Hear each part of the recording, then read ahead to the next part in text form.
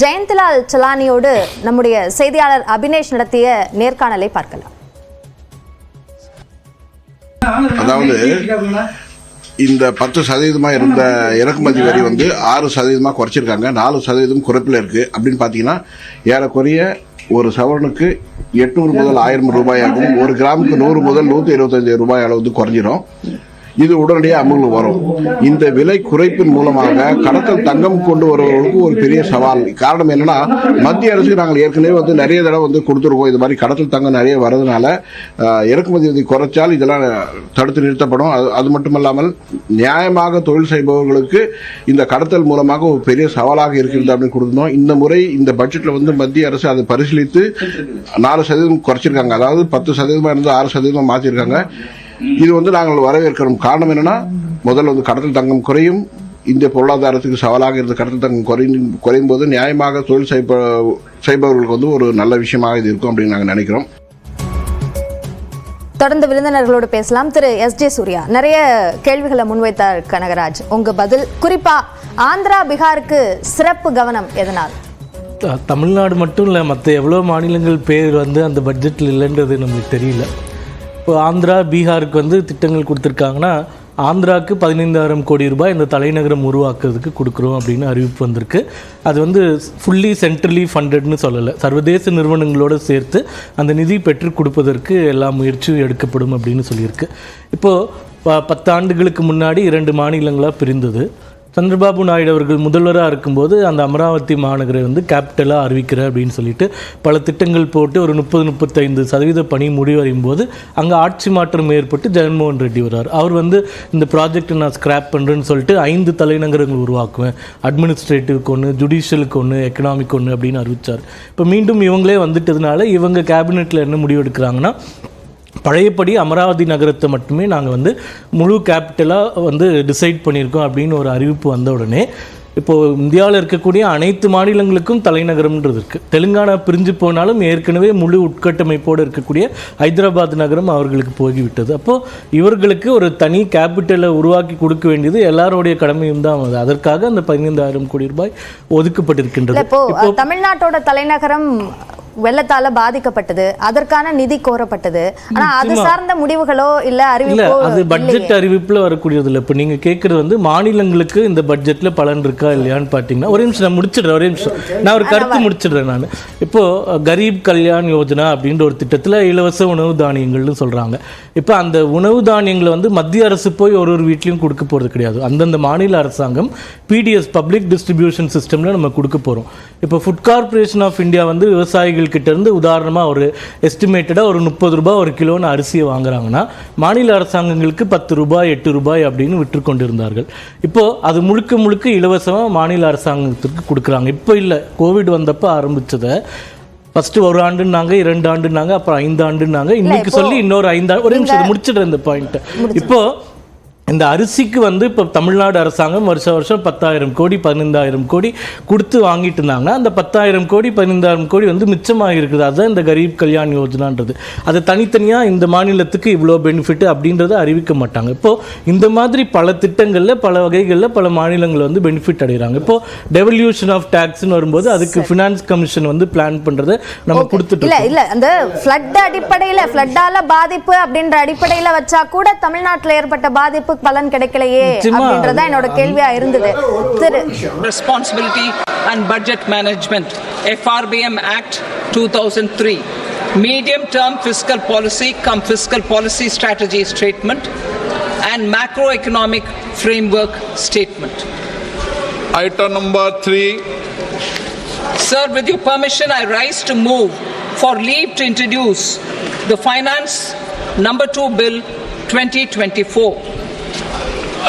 प्रश्न ये कि विधेयक को पूरा स्थापित करने की अनुमति प्रदान की जाए। जो सदस्य इसके पक्ष में हाँ कहें, जो सदस्य विरोध में ना कहें। मेरे विचार में निर्णय हाँ वालों के पक्षवा अनुमति प्रदान की जाती है। माननीय मंत्री जी, अब विधेयक पूरा स्थापित करें। Sir, I introduce the bill. Item number 4.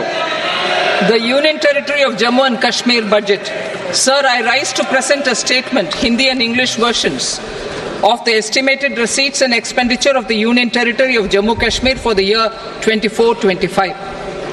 सभा की कार्रवाई कल बुधवार दिनांक 24 जुलाई 2024 को प्राप्त 11 बजे तक के लिए स्थगित की जाती है।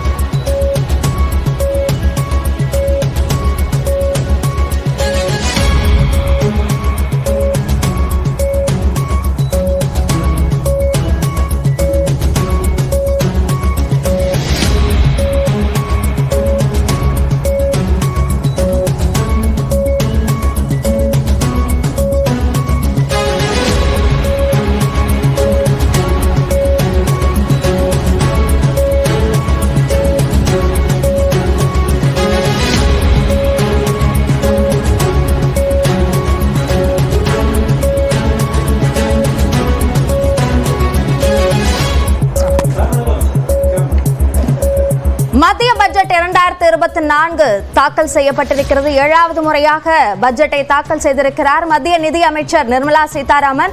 மிக முக்கியமாக வருமான வரியின் புதிய திட்டத்தில் பல்வேறு மாற்றங்கள் செய்யப்பட்டிருக்கின்றன. குறிப்பாக ஒரு ஸ்லாபில் அந்த அவர்கள் செலுத்த வேண்டிய அந்த வருமான வரி சதவிகிதம் என்பது குறைக்கப்பட்டிருப்பதாக தெரிகிறது. அதனை நாம் திரையில் பார்த்து கொண்டிருக்கிறோம். 3 லட்சம் வரை எந்த விதமான வரியும் இல்லை என்பதில் எந்த மாற்றமும் இல்லை.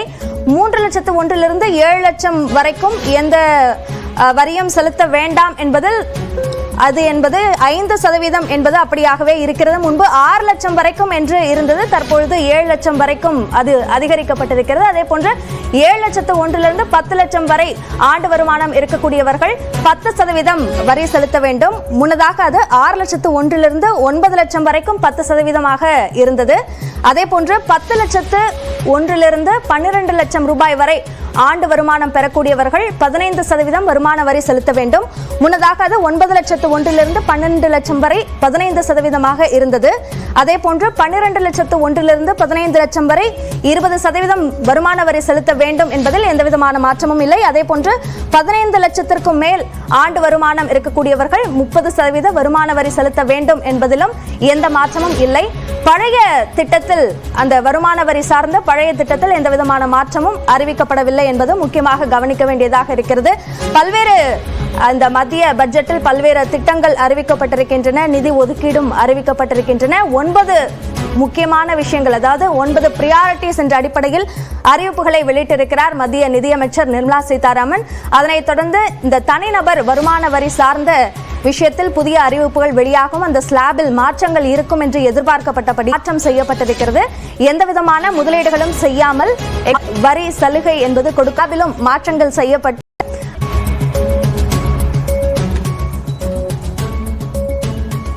தற்போது நம்மோடு விருந்தினர்கள் ஆடிட்டர் திரு ஜான் மோரிஸ் இணைந்திருக்கிறார். வணக்கம் சார். அதே போன்று ஆடிட்டர் திரு சுந்தரராமனும் இணைந்திருக்கிறார். வணக்கம்.